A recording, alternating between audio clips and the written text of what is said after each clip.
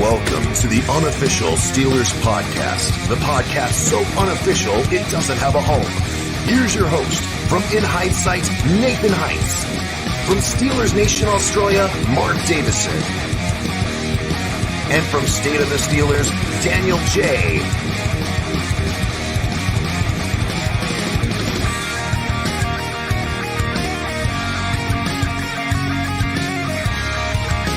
Here we go. Ladies and gentlemen, it is that time of year. The time of year has finally come, and it is one of the most fun months as a football fan, whatever team you're a fan of. This month of the year is always something where you're refreshing your phones constantly and all that kind of good stuff. We are back here, the Unofficial Steelers Podcast, guys. Thank you all for taking the time out of your evenings to tune in. We know that George, what's up, man? Appreciate you tuning in. Steelers fan, hello. Got a handful of things to talk about here. So obviously what we're going to be talking about, there's some news with the Steelers over the last couple days, and we want to hear your guys' thoughts, and obviously we'll kind of talk about everything like that. Daniel, how you been feeling about the free agency period here so far? It's been a little bit unclimatic, in my opinion. Yeah. I mean, the big signing of Larry O is probably the biggest signing so far. You know, yesterday, once free agency tampering period opened, I was super excited waiting for the Tremaine Edmunds to drop.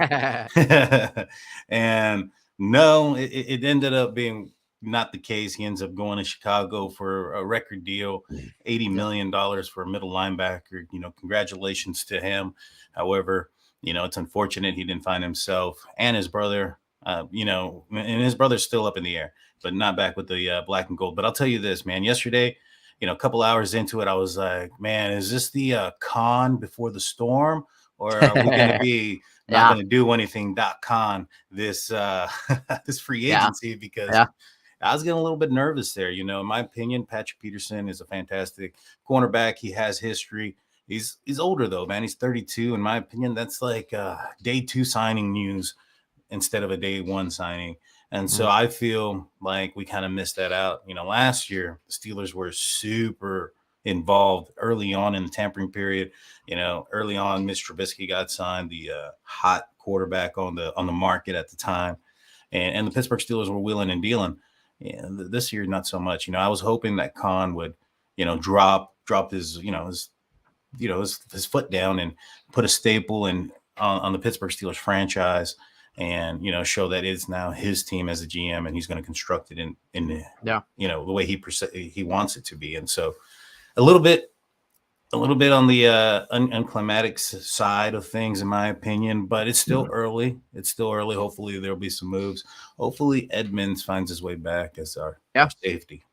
Yeah, still a lot of time, dude. I felt the same way yesterday where, dude, because it started at noon yesterday, and I was laying in bed, and like 2:00, Steelers still haven't done anything, and I was sitting there. I'm like, you know, I know this has only been 2 hours, but man, this just felt like a whole freaking day already, because you're just sitting there waiting for them to do something. But I hear you. It's been, and I don't even feel like it's just for the Steelers. I feel like just as a whole, I feel like NFL free agency this year hasn't really been how it's been in previous years, where it's just one thing after next, one thing after next, one thing after next, one thing after next. Like, everything's just felt like really spaced out, and everything just happening at this time and then later on at that time, rather than everything just like pouring out together all at once. And I don't know. I feel like that's just kind of been like how I felt with really free agency as a whole so far. Jennifer, hello. Daredevil, what's up, man? Appreciate you tuning in. But yeah, with the Steelers though, I know a lot of people wanted the big splash signing, Tremaine Edmunds, or a tackle maybe, someone like that. Tremaine Edmonds, I don't think really anybody thought he was going to get the contract he got. Like like that was just absolutely crazy. But then it's Chicago who is desperate, right? It's Chicago who has had like $90 million in cap space to spend, and they've done getting him. There's rumors about them maybe getting Orlando Brown, the left tackle. They got who was the other guy they signed? There was another big free agent they signed the other day or yesterday. I can't freaking remember. But anyway, it's sometimes like that. Like, okay, if you have the money to do it, okay. But sometimes like that, it doesn't always work. If you're just going out and just dropping bags of cash like Jacksonville's done over the years and a few other teams that find themselves doing that more frequently than not, it doesn't always work out. Not everybody works. Not everybody fits, right? And sure, we probably would have liked to seen the Steelers maybe make a bigger move than what they've done so far. But I also think that they still have been involved. They still have done things. And there's still some key things. And the stuff with Patrick Peterson, like, I think everybody was disappointed with Cameron Sutton leaving. Everybody, I don't see why there would be a Steeler fan that would be like, yeah, no, he can go. I don't care. Like, Cameron Sutton's obviously gotten better each year. He's not a shutdown corner, but he's really versatile. He can really do anything you ask him to do. And he's a solid corner. Like, I'd probably say he's probably a top 20, top 25 corner in the league. And so it definitely sucked they didn't bring him back. The thing with Patrick Peterson is he's never injured. He's never injured. He's always healthy. Last year, he was one of the higher rated corners. He still had 5 picks. He had double-digit passes defended. I know he's 32, but to me, this has always been my mindset. Like, really, the only negative thing when it's come to certain fans talking about Patrick Peterson's, oh, he's 32 years old, he's gonna be 33 over the summer, is like, yeah, like when we think of corner, that's not really an ideal age. But to me, my mindset's always been like, look, if you can still play at a high level, I don't care. Like, I don't really care if you're 20, 25, or if you're 35. Honestly, like if you're balling and you're still playing well and you're healthy, I don't care. That's how I felt about Joe Hayden. I said, hey, if Joe Hayden, like, obviously he retired, but it was one of those things. It was like, hey, if Joe Hayden wanted to keep playing and if everybody thinks that, hey, he can still play, then okay, great. With Patrick Peterson, he's obviously probably can be a future Hall of Fame type guy. He brings a lot of leadership, I think, to this team that's young, to this team that needs something like that. And he's still a guy that is still reliable and can still play well. And now, sure, like Cameron Sutton, obviously you can have him do this or have him do that, but you get a guy, Patrick Peterson, and then so let me ask you this. Would you have rather have had Cameron Sutton on the $11 million a year or whatever it was, or would you rather have Patrick Peterson for 2 years in the offensive lineman that they got that would have went toward Cameron Sutton? Right. Well, I think that you got to look at it in 2 ways. Patrick Peterson was a fast guy whose speed probably has maybe taken a step back, but Cam Sutton wasn't ever known for being that speedster guy. So could it be something that's comparable? You know, you're looking at a player who's a little bit older, maybe not as fast as he once was, another player in his prime, but who's not known for speed. You know, I think that you're looking at maybe a trade-off here, you know, 1 for 1 without the big payday. And also, I think you're also planning for the future when you acquire a Patrick Peterson for 2 years. I think that means that the Steelers are going to go into the draft, you know, corner heavy in the first couple of rounds, or looking at a corner heavily in the first couple of rounds, if not the first round. You know, I think Patrick Peterson is a guy that experience, professionalism, and leadership that can, you know, bring up and train and help mentor a young Joey Porter Jr. or another, you know, cornerback that happens to be there. But I think the Steelers may have put themselves in a pickle when it comes to the middle linebacker position. You know, the only reason why Edmonds is getting $80 million is because there were probably a few other teams that were trying to acquire his services. And I can probably almost guarantee that the Pittsburgh Steelers were looking at their linebacker room for the inside. And so now comes the question, do you go into the draft where draft is not, you know, pretty big on middle linebackers right now? Or do you go after, you know, one of these remaining guys who, in my opinion, would be just another Band-Aid at the middle linebacker position? versus, trying to put somebody in there for the long term. And Yep. that next guy, the Steelers have been trying to replace Ryan Shazier since Shazier went down. They thought they had a guy in Bush. It's not that guy. Not that guy. And so, the Steelers need to hold on, we might have some breaking news. Oh, no. Breaking news right now. Raiders have agreed to terms with Steelers linebacker Robert Spillane, 2-year deal worth $9 million. Wow. So there's another middle linebacker. Wow. 2 years, $9 million? 2 years, $9 million, over $4 million guaranteed. Wow. Spillane got a nice payday. Yeah. That. Well, dude, the guy is right solid. there, that's going to make it even more. Mm-hmm. That's going to make it even more of a need to go bring somebody in. Yeah, because I thought that this was a guy that the Steelers had to maintain. I mean, you look at the fact that he played majority of, I think he played 100% of the snaps in the back quarter end of the season last year, with a healthier Devin Bush. Miles Jack wasn't his healthiest, the entire season. And unfortunately for him, one of his biggest things coming out of the draft was his knee and how that was going to progress and how he wasn't going to be a long-term answer because of the, I guess his knee degenerates or whatnot. Well, anyways, this guy I thought was a good fill-in guy. I thought he was a cerebral player and who could, step up. Of course, he had his flaws, especially when you put him in a position where he's covering a receiver. It was not the best move for him. But, good for Spillane. He got a bag. He's on his way to Las Vegas. Yeah, we'll see him this Spleen. year. The spleen. Yeah, it seemed like he destroyed his spleen when he hit Derrick Henry a couple years ago. That's what my friend Zach calls him, a spleen. Man, I used to call him one of the decorative detectives of the SVU unit, Robert Spillane, because he just sounds like he would be an awesome detective. Like, I'm Detective Spillane. Yeah, he definitely does. The New York Police Department. And so, it's crazy, man. It's crazy. He's on his way out. Some breaking news on the podcast, ladies and gentlemen. Breaking news right on the podcast. Now comes the question, like, as we were asking that question, what do the Steelers do at middle linebacker? Robert Spillane is gone. I doubt Devin Bush is coming back either. I don't think that even if there isn't a big market for him, some of the things that he had said, I think puts him out. He talked about playing for a coach who played football. He talked about always being a top 10 draft pick and that he's always going to have a career, yada, yada, yada. And so I think he may have played, spoke himself out of the defense. Where do you think the Steelers are going to go with this?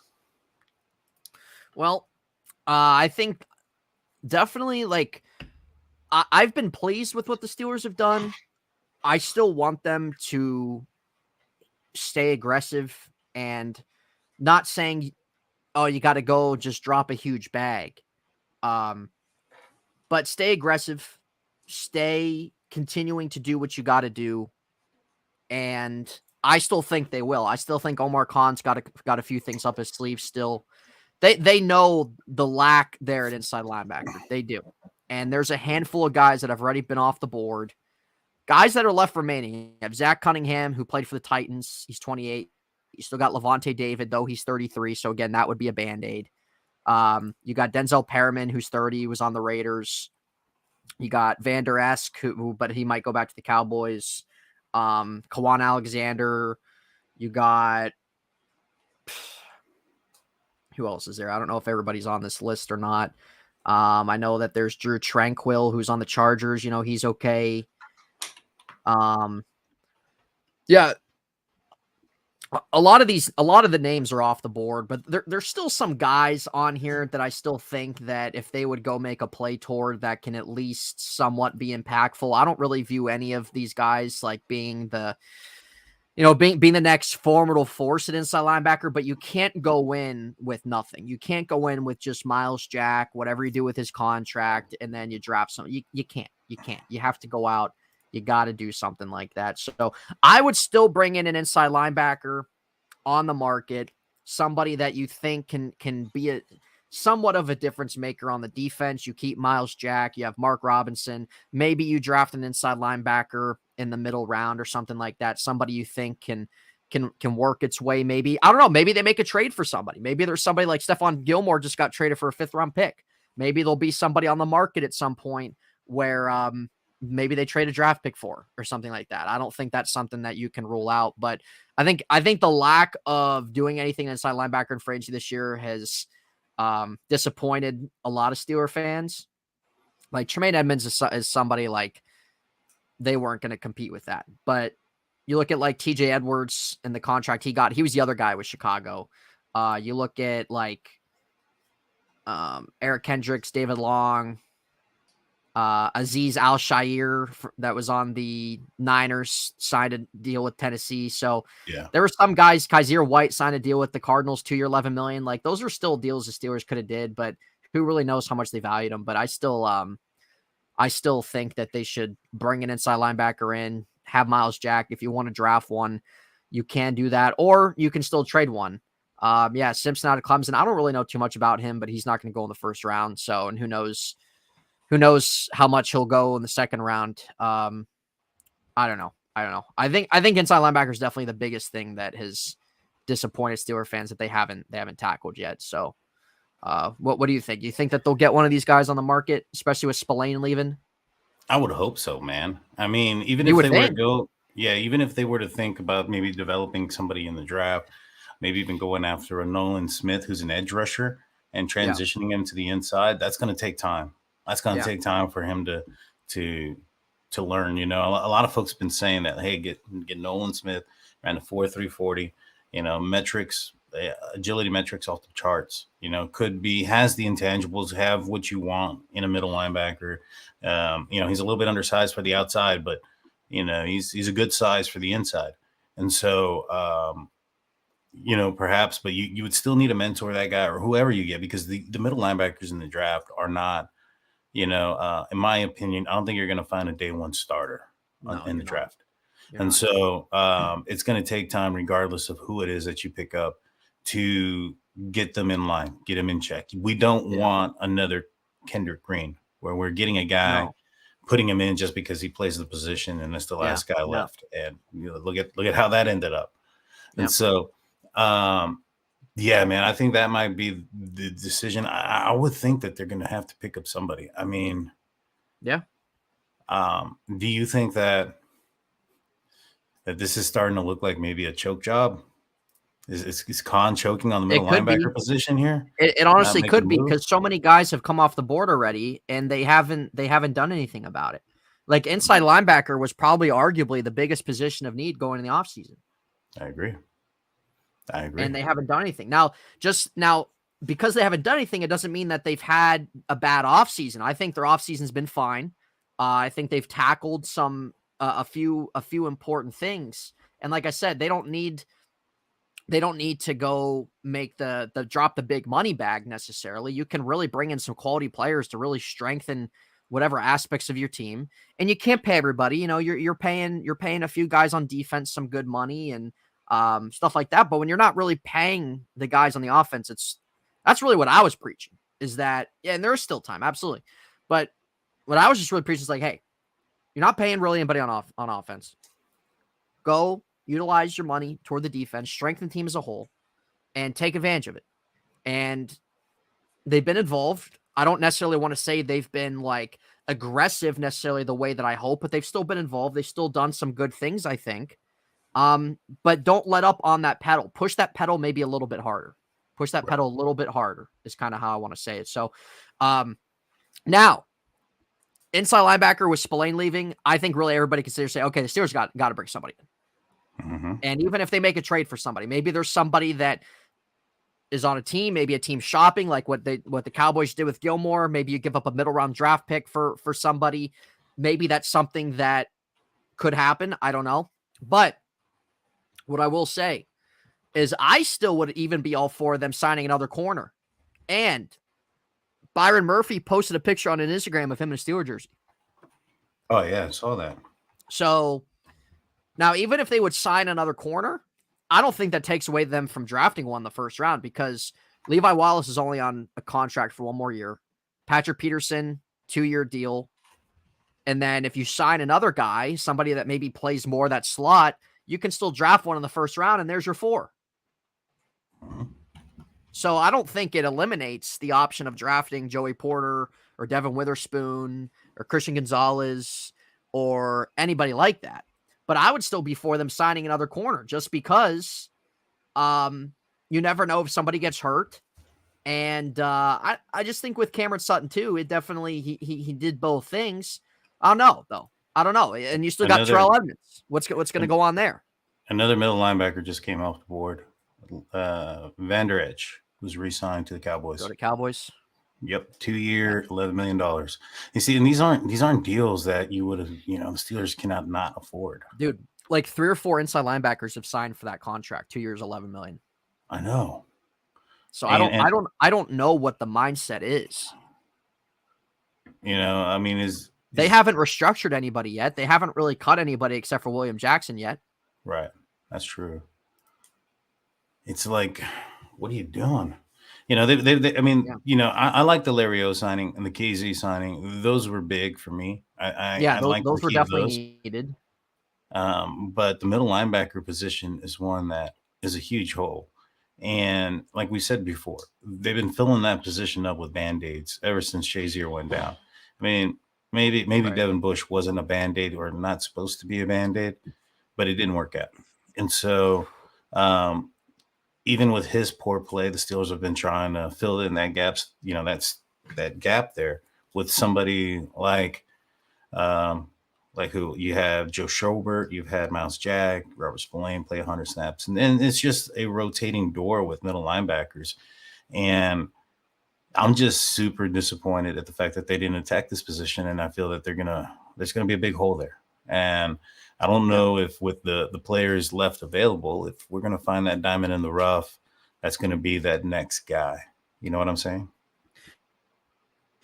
Yeah, like that. To be honest, I think really anyone that they could have signed that's already signed that maybe could have been that. Obviously, you have Tremaine Edmonds, but maybe like a David Long or TJ Edwards, maybe, or Al-Shaair, maybe. But even with them, though, like they're still like they're like 25, 26 around there, but like they're not guys that are high end. Does that make sense? Like they're solid starters, but they're still not like Tremaine Edmonds. We know he was the guy that was the biggest guy of the class. And so, really, I always was like, hey, Tremaine Edmonds would be fantastic. I think he was really the dream signing that many wanted. But okay, if they don't get him, there's still a plethora of guys that are solid. But I didn't really view any of them as guys that were going to step in and be the Ryan Shazier-esque type guy. Right. And right. I don't think that they're really going to have that this year unless they make a big trade or something. But I still think that, let's see, Levante David's really the only guy who fits, but we'll see. Yeah, like, again, like he's 33, he can still play and stuff like that. I don't know. There's still a few other names in there I wouldn't mind. Like I said, like Quan Alexander, Zach Cunningham, maybe, Denzel Perriman, or you have, where's the other guy? Tranquil from the Chargers. Like those guys aren't necessarily kind of really what I said. Like those aren't like high-end guys, but I still think they're guys that can make an impact and would definitely be better than what they have for sure. George says, do you guys think drafting Porter would cause a cancer to the locker room since his dad didn't leave on the best of terms and he got fired? No, I don't think so. You know, no. He's his own guy. He's his own player, man. Steelers obviously know his dad and stuff like that. And even though they went their separate ways, like, I don't think there's really ill will there or anything like that. And Joey Porter Jr. even expressed he would love to follow his dad's shoes and play for the Steelers. So I don't think so. Let's see here. But yeah, I don't know, man. Like there's still, you look at inside linebacker, I still think they could be in play for corner. What do you think happens with Terrell Edmonds? Do you think Terrell Edmonds is going to come back? I hope so. I would like him to. I definitely would. You know, he put out a strange tweet yesterday. I'm blocked. I can't see it. Really? Yeah, Terrell Edmonds blocked you. Yeah, he did. It says, I couldn't take the heat, man. Yeah, he goes, man, this is amazing, crazy feeling, dang. And then he has the prayer emoji a few times. Now, is he referring to his brother signing a major deal?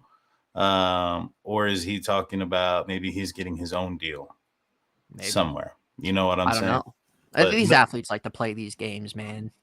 I know, man. I don't understand why, but I guess it's just to create more of a following. You Probably. know what I'm saying?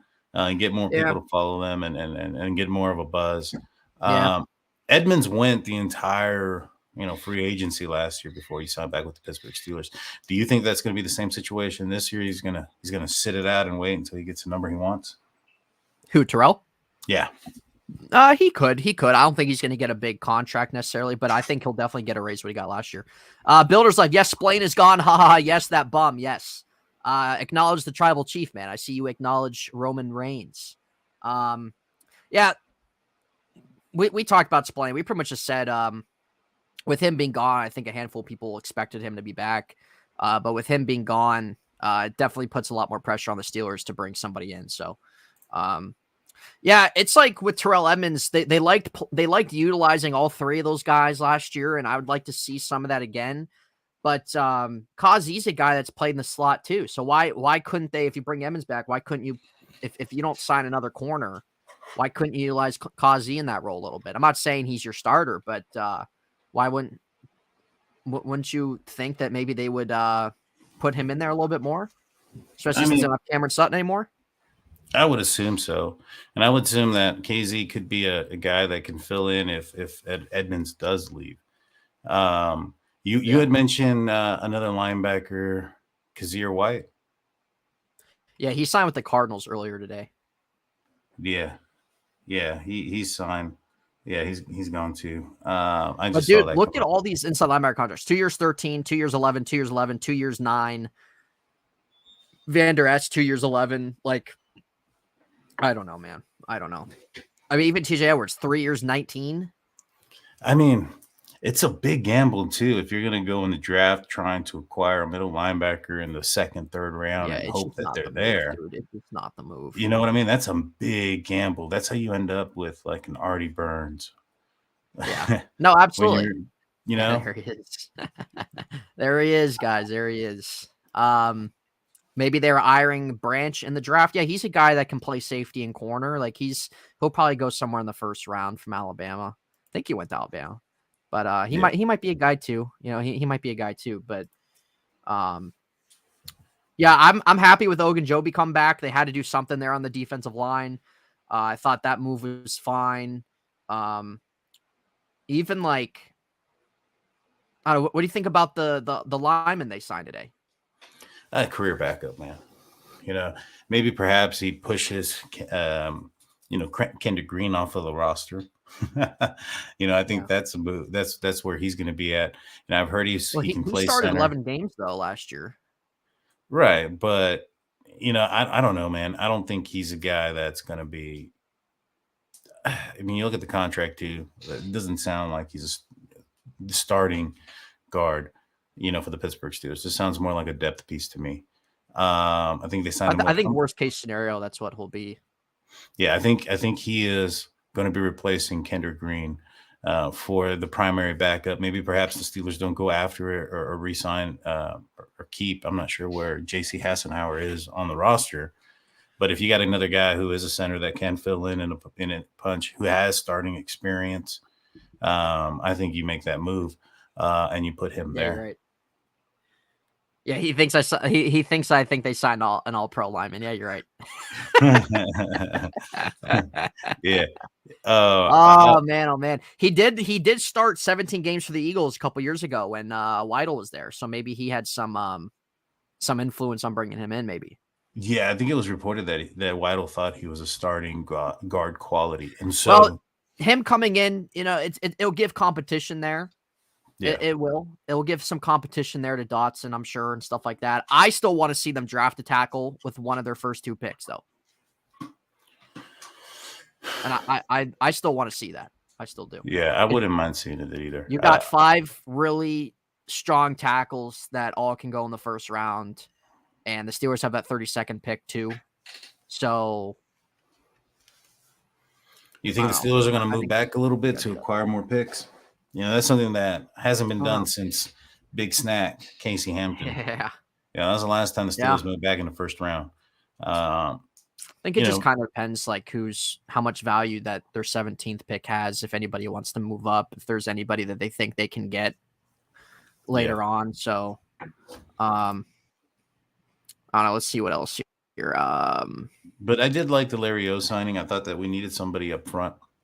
I feel that him getting a full off season to get healthy and then to get into, training camp and be healthy and be a part of training camp. When I went last season to training camp, he was on the side doing his own independent workouts because he was dealing with a nagging injury.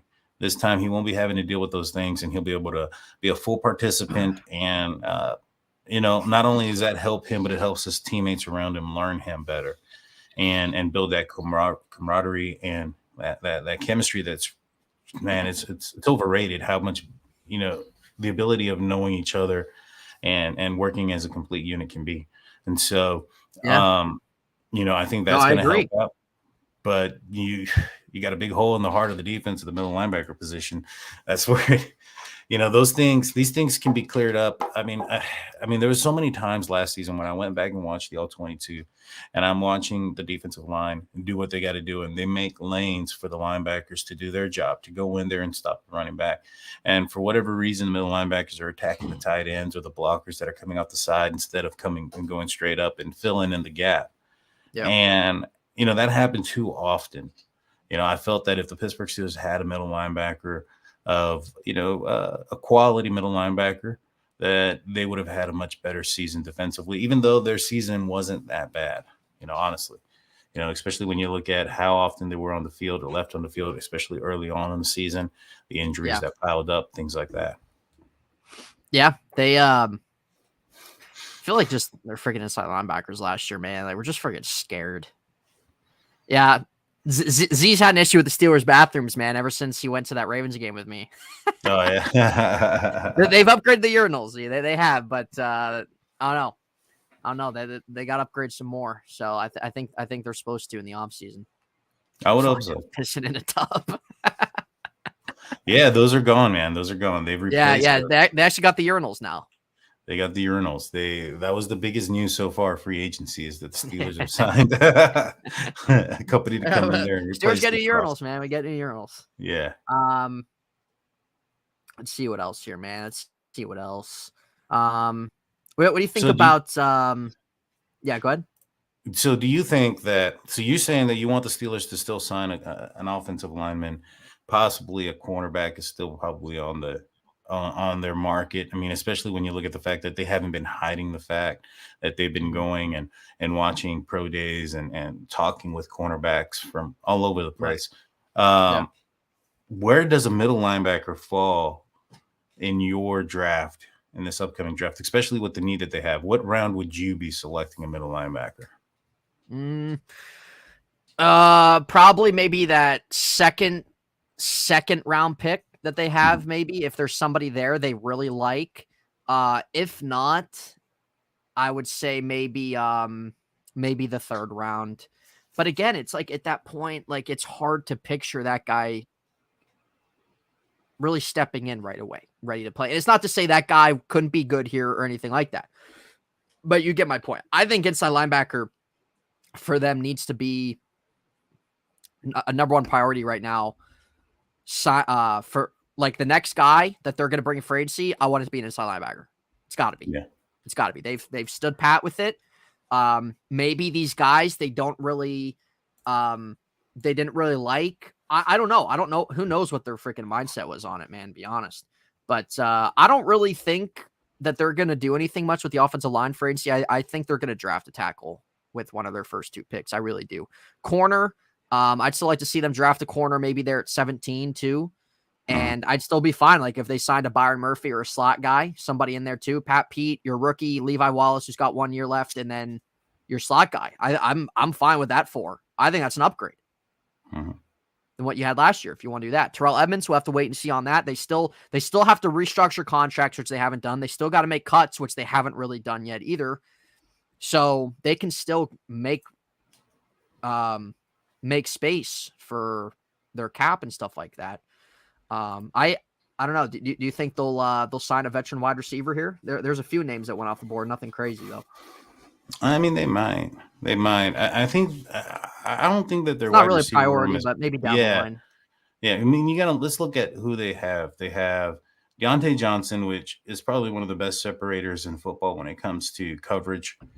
Catching the ball and doing those type of things routinely is kind of where he falls in line. It's those routine catches, those ones that you expect him to make that he sometimes fumbles or falls out of his hands. He's also had a tendency of going backwards in the most unopportunistic means or manners and plays and timing. And so, if he can clear those things up, right, I think he's a solid guy. And the fact that he gets open so easily and often, he can be a huge contributor. Across from him, you have George Pickens, who, once he gets down the NFL route tree and, has another year under his belt, another year healthy off of that ACL injury. I think he's only his trajectory is only going to be pointing upward. Right. The big mystery, the big question is going to be Calvin Austin. He's coming back. Is he going to be? He had a major foot injury. Is he going to be the guy or have the speed that he had prior to the injury? I think so. It's not one that typically would, in my opinion, make somebody slower. Like the ACL has some serious repercussions when it comes to getting healthy and things like that. And so we need to see where he's at, his durability as a player. He's not even gotten hit by an opposing team yet. And so he's on the smaller side. So we need to see where that is at. I think they bring back Sims. He was a punt returner that, really, he was electric out there when he was returning punts. And he was able to, make a difference in the passing game as well. And so when you look at those guys, I think you're going to want to bring in somebody who is dependable, somebody who can also play special teams, your Miles Boykin type. And I think that's what they're looking for versus, one of these first two, day signings in free agency that are expecting maybe perhaps just to be a receiver and not a special teams ace. And so, that I can see being something that is brought in a little bit later. I don't see that being a priority too high for the Pittsburgh Steelers, unless somebody comes a call and wants Deontay Johnson for like a first and a second, then by all means let him go and let's go pick up somebody.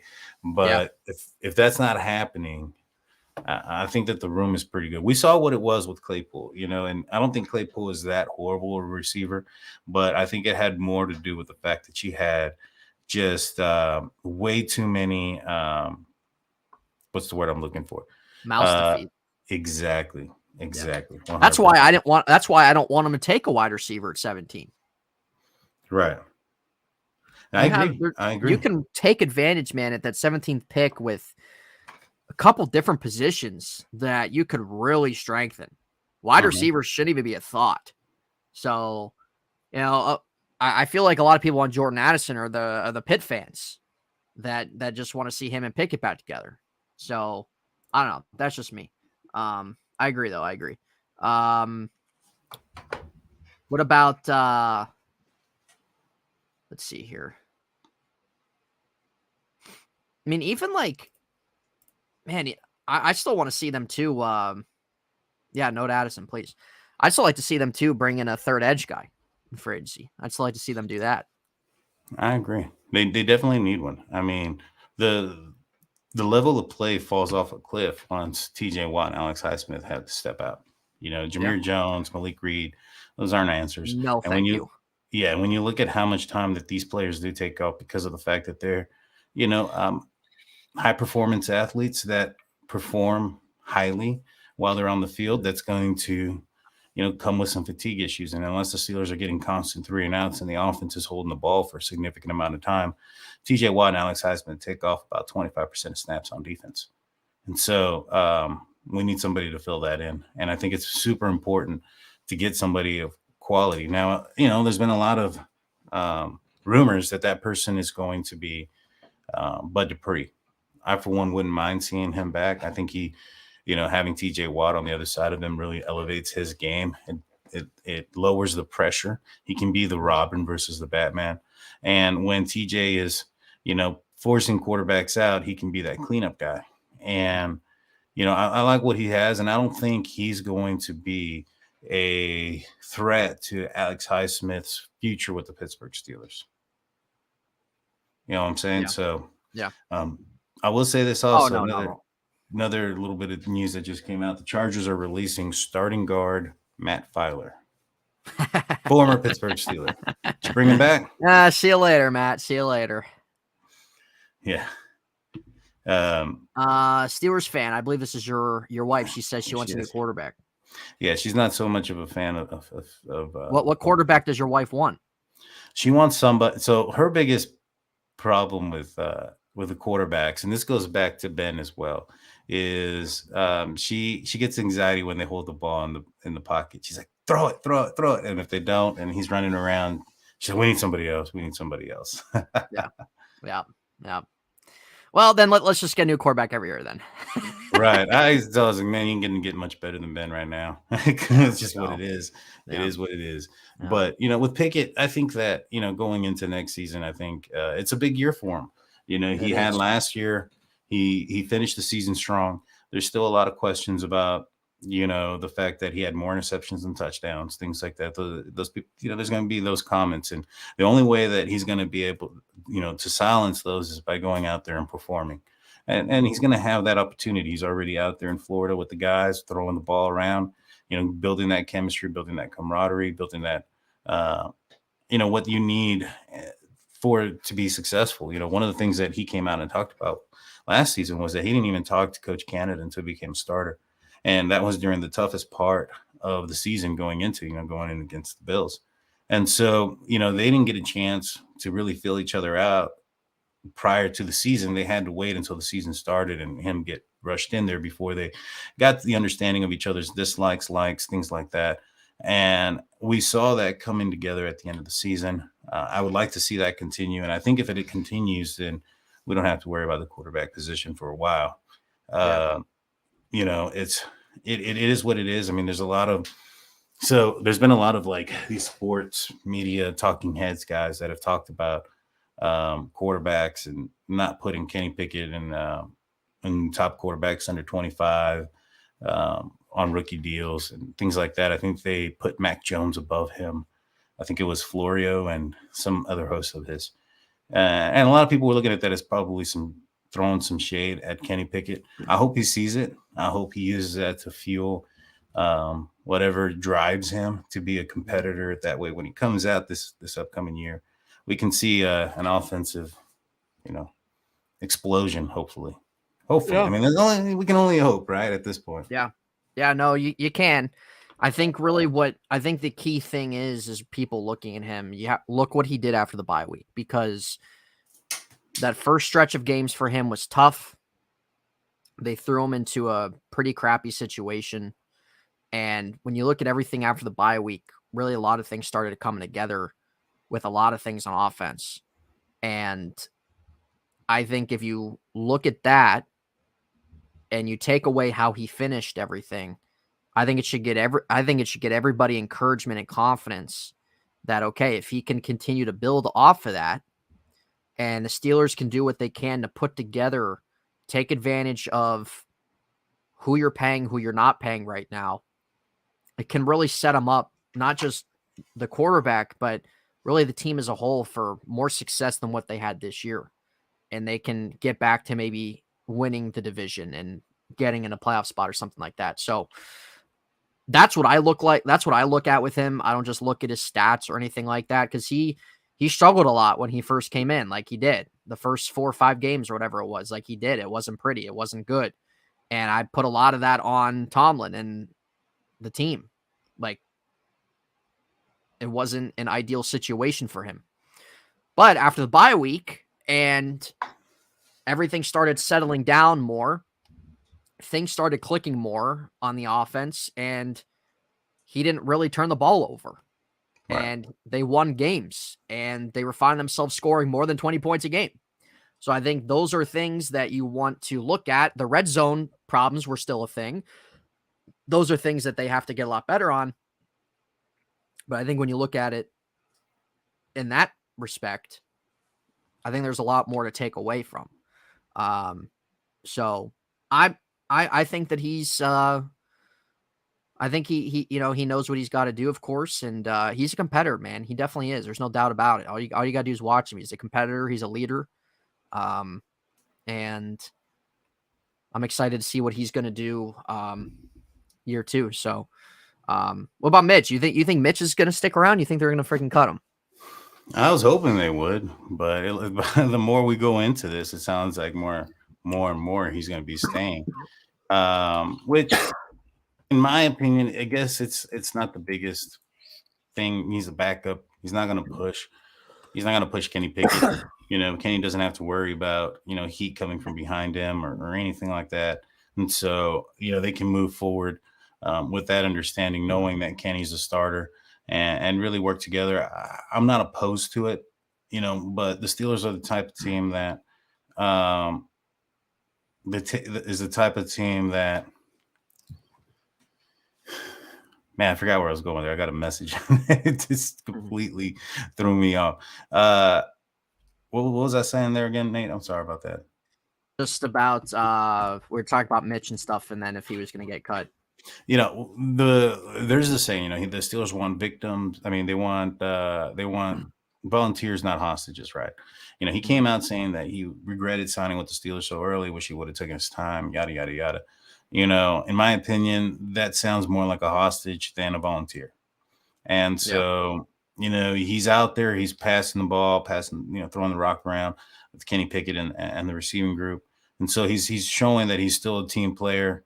I've heard nothing but good things about him from the locker room side, that he is a team player, puts the team first. And so I'm not opposed to having somebody of that morale or character on the team. It's just, does it come with what's the word I'm looking for? I don't know, man. I have so many things popping in right now, man. I apologize. No, you're good, man.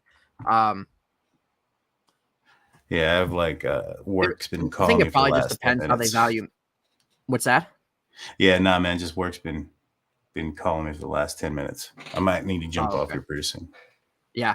We'll we'll go a couple minutes here, guys, and then Daniel and I will call the show. But probably just maybe depends how much they value other backups compared to Mitch, stuff like that. I just feel like that he might be. I feel like I don't know. He's making what, $8-10 million as a backup quarterback. Yeah, I mean, I would love to restructure him. However, I don't think he's going to want to do that. I think I would hope that the Steelers find a trading partner for him. Yeah, you know what I mean. But I then hope so too. I know that Mitch, I think is definitely more of a higher end backup, and stuff like that. But I think just paying that money, you can really utilize that elsewhere. Brian said he's afraid the offense is going to stink again. He doesn't trust Matt Canada. Yeah, I don't really think a lot of people do. I think it's one of those things of he's going to get one last opportunity. There's really no excuses if their red zone struggles continue into next season. If it does, then you got to freaking can him. It's just simple as that. So, do you think I would have got rid of him still? Do you think the Steelers will get rid of him if he struggles halfway through or partially through? Yeah, I do. That bye week is going to be key. Yeah. Yeah. So whoever, watch, they'll be like, oh, we promoted Mike Sullivan, blah, blah, blah, and stuff like that. It's same old thing. Daniel would rather have Charlie Batch or Mitch Trubisky quarterback. Ooh, man, why can't, man, you see, and I had brought this up. I was like, maybe Mitch Trubisky will be the next Charlie Batch. Charlie Batch came to the Pittsburgh Steelers from the Lions, expecting to get an opportunity to be the starter. Once he was acquired by the team, the Steelers went and got out Big Ben Roethlisberger. He was a guy that was like, all right, I'm going to get out of here and want to find a job that's going to be a starting, position. He took the Lions to the playoffs during his career. So he felt that he had the skill and talent enough, but came to the realization that maybe perhaps, for his career, being at home, because he is from Pittsburgh, and that's one thing that Mr. Trubisky's not. But him being at home and having an impact on the city was important to him and on this team. And he ended up staying with the Pittsburgh Steelers for a significant amount of time and being a huge contributor when times were, without Ben. And so, I think that Mitch has that capability and culpability of being that guy. He went in against the Ravens and he forced up 3 interceptions. He put them up there and they took them from him. And, had that not happened, I think the Steelers walk away handily with that game. You know what I'm saying? And so was it him trying too much just to get back out on the field? Maybe if he understands that this isn't his team like that no more. You know what I mean? Maybe he understands that he's not trying to be the hero, put up the 5 touchdowns, 500 yards type of stat to prove that he's a starter guy, and goes out there and just, takes the Steelers out of stadiums and wins a couple of games when needed. I think he could be the next Charlie Batch. Who would I take? I would take Charlie Batch because Charlie Batch was from Pittsburgh, and he was invested on the team, and he put the team before him. I'm not saying that Mr. Trubisky isn't, but those are things that we saw from Charlie Batch, and not yet from Mr. Trubisky. Those are things that I guess you have to earn versus give. You know what I'm saying? Oh yeah, no, absolutely. I 100% agree. I think just with Mitch, man, like if you can really utilize that money elsewhere, do that, then keep him at the price that he's at. George says they should sign Brian Greasy from the Niners as a passing game coordinator.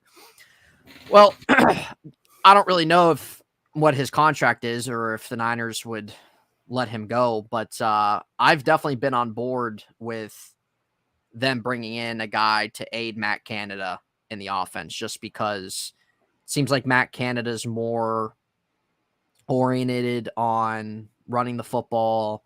We know that he likes to move guys around and stuff like that, but the way we saw the offense getting the ball down the field the last 3 years is not ideal. And I think that Kenny's a guy, if you look at statistically, he was top 3 in terms of accuracy of his passes, his passing accuracy down the field. So it's not that Kenny can't get that ball down there. I think some of it just might have to do with execution or what they're doing, what they're wanting to do on offense, because you got guys that can make those plays. So that's just something that overall as a whole that you really have to they really have to focus in on, aside from red zone, being able to push the ball down the field more and being able to give those guys opportunities down the sideline, middle field, whatever the case is, to do that. But guys, we'll wrap it up there. Daniel and I will wrap it up there. He's got some stuff he's got to do. I'm going to make another podcast with Z here. As you see in the comment section. Actually, Zach and I, we have our own podcast. If you guys haven't checked it out, it's called Who Are These Guys? I will post the link in the description of this video if you guys want to give that a follow. We kind of start up ourselves. We really talk about a variety of things, guys. We like to just make it entertaining. It's really not a podcast based on anything. So you guys, if you guys are interested in that, check that out. But Daniel, anything else you want to say about Steelers free agency or anything that you hope you see going forward? Some more moves, man. This is a little bit concerning to me because there's a lot of holes on this team, and I was expecting some of those holes to be filled with, the biggest one, middle linebacker position being filled. And at this point, I'm not sure if it's going to be filled with the guy that's going to be there long term. Hopefully, whoever they do find can, be a guy, and maybe they find a diamond in the rough, the next James Ferrier, so to speak. A guy that they bring in that is good and then turns into really, really good. The rest of this free agency, time will tell, man. It just kind of seems like the Steelers are definitely going to try to work within the draft. That means to me that I highly doubt that they're going to move up in the draft, because then that would cause them to lose some picks. And so my opinion is I think they're going to either move back or stay where they're at, and hope that the players that they're scouting fall to them. I mean, there's a good possibility. I think this is going to be a heavy quarterback draft and potentially even cornerback. And so some players may drop. It is. Yeah, it is. There's definitely going to be a few guys that probably drop than where they're expected. And, I will say, like, I'm not upset about any of the Steeler moves. I'm fine with what they've done. Ogunjobi was their biggest signing for sure, and something that they needed to do. Patrick Pearson, I'm fine with. Sucks Cam Sutton left, but they used a little bit of that money toward Nate Herbig, whatever the heck his name is. No, we're not really quite sure how the Steelers view him. If he's more of a depth guy, if they want to maybe put him in there to kind of compete a little bit for that left guard spot or something. I don't know. But Yeah, Well, time will really tell. And then obviously bringing back Kazi was a good move. Brian, what's up, man? Appreciate tuning in. So we'll see. I think Khan's going to do a few more things. Not quite sure who it's going to be. But I think losing Spillane, that's really got to push the pedal a little bit to say, hey, we got to do something, or maybe they make a trade for somebody that might be available. I have no idea.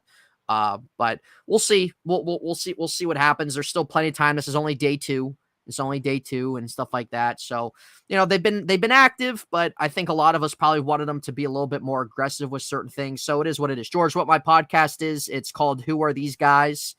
On YouTube. I'm going to post the link in the description of this video. Or hold on, I might be able to real quick, Daniel, real quick. I might be able to just post the link in the chat real quick. Give me 1 second before I let you go here. No problem. So last week, I think it was last time we were on. I may have been on the Steel Curtain Network, or it may have been on my show. But I thought I had said that I thought that Cam Sutton was going to be gone. As a prediction? Yeah, I predicted he was going to leave in free agency. I thought he would. I thought that he had a good amount of interceptions. I think he played fantastic. He's been a strong, CB2. I felt that somebody was going to give him an opportunity. I didn't think that he was going to be back. I wanted him to be back. Right. I got to go find it. I'll clip it and I'll put it on my channel. So go follow me on State of the Steelers. But I thought that Cam Sutton wasn't going to be here. I was hoping he would, but I didn't think so. I think that especially if the Steelers were going to go in that direction. I got to go look for it. Yeah, dude, it was like, here, there's the link right there. I don't know if you guys, hold on, let it pop up. I used, I put the link, but I used the other account. So you guys could literally probably just click on the account name and follow it from there. I'll still probably post it in the description or the comment section once this video goes up and stuff like that. But yeah, I kind of saw I saw a lot of people thinking he was going to go or he was going to come back. So I think I was pretty confident he was going to come back. I'm not sure Pat Pete isn't a better option. Well, they're kind of two different players. That's the thing with Pat Pete. Like, he's older, but like he still plays at a pretty good level, man. So I think they just got to they got to bring somebody else in. I think they will through the draft, but I wouldn't be mad if they brought another corner too through free agency. So I agree, man. But yeah, guys, so we're gonna end there on that note, guys. We appreciate all you guys putting your thoughts out there, tuning into the show. Good to see you guys back in here. So Daniel and I, we will, guys, right there. Who Are These Guys podcast? Maybe if you guys are able to click that channel, you might be able to, it might take you to our channel. If not, I'll post it in the comment section of the video. But appreciate you guys tuning in, everybody. Daniel and I, we'll either be back this Saturday or we'll be back next Tuesday talking about free agency as well. So guys, follow his channel at State of the Steelers. I know a lot of you guys do. For those who might be in here who are new, check him out at State of the Steelers. His channel link is also in the description of this video. Give a sub to me as well, guys, because we both go back and forth on our channels with this and everything else, and we both kind of create our own content as well. So we'll see how the rest of this free agency, we'll see how the rest of the free agency goes and stuff like that. But other than that, guys, we just gotta wait and see how it happens. So Daniel, anything else, or you ready to call it? Yeah. Let's call this a show. We'll wrap it up, put a bow on it. There's don't worry. It's still early. There's still some moves to be made. There's still some players to be signed. You know, at this point, you're looking at players who maybe thought that they were worth more than what they were, and they'll come back down a little bit, and we might find ourselves a steal. Yeah, or you never know. Maybe there's a trade that's being made or in the works. Who knows? Yeah. Who knows? Who knows what's going behind the scenes and stuff like that. But more will come out. Time will tell. It's only day 2, guys. So keep checking your Twitters. Keep checking your news and rumors, stuff like that. See what's going on. Free agency's been pretty busy as a whole, guys. But again, appreciate your support, and that's going to do it of the Unofficial Steelers podcast this episode, guys. So we will see you either Saturday or we will see you Tuesday. We will post it on our YouTube channels whenever that is. So in the meantime, we will see you guys then. Sounds good, buddy. Welcome to the Unofficial Steelers Podcast, the podcast so unofficial it doesn't have a home. Here's your host, from In Hindsight, Nathan Heitz. From Steelers Nation Australia, Mark Davison. And from State of the Steelers, Daniel J.